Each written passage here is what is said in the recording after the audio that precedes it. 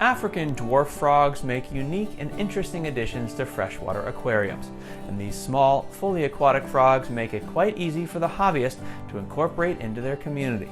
Keep watching to find out more. Behavior. In the wild, these little frogs are nocturnal and are only ever observed when conditions permit, and there is enough natural moonlight to allow. These frogs are therefore still going to be nocturnal when kept in captivity, so observation will be most interesting after dark.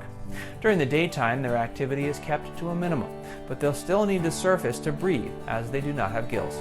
They are quite social and enjoy being in groups.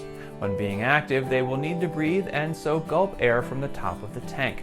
They will do this by speeding to the top of the tank and then just as quickly diving back down.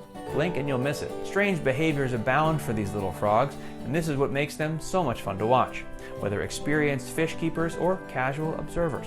The males can occasionally be heard singing. They'll do this when ready to mate, and this is a low buzzing sound that's meant to attract receptive females. They can also be spotted floating in the tank at the surface, which can be understandably disconcerting for their owner as they will appear dead. However, this behavior is quite common.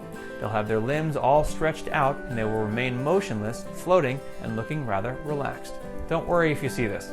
Another point to note is that because they're truly fully aquatic amphibians, they do not survive for long if they manage to exit the tank and are out of the water. At maximum, you'd be lucky to find them survive 15 to 20 minutes on land.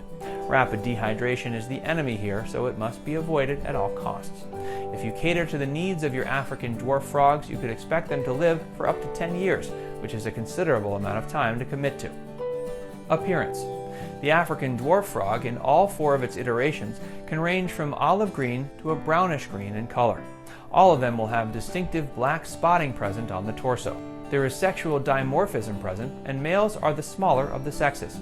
Females are a bit bigger and have a more obvious distinction, which is that they have an ovipositor near the base of their underside at the noticeably larger tail bud. The webbing on their feet is what can help you be certain that you're not acquiring the often mistaken African clawed frog when you want an African dwarf frog. The clawed variety does not have webbing on its front legs. In addition, dwarf frogs have eyes positioned on the sides of their head, while the clawed frogs have eyes on the top of their heads. Tank conditions. First and foremost, frogs enjoy a lot of space. That's the first reason we want to avoid commonly seen tiny tanks that some owners of these frogs persist using. With substrate, they like sandy bottoms. You will ideally want to avoid having any small gravel that they can ingest accidentally, since frogs like to dart at their food swiftly.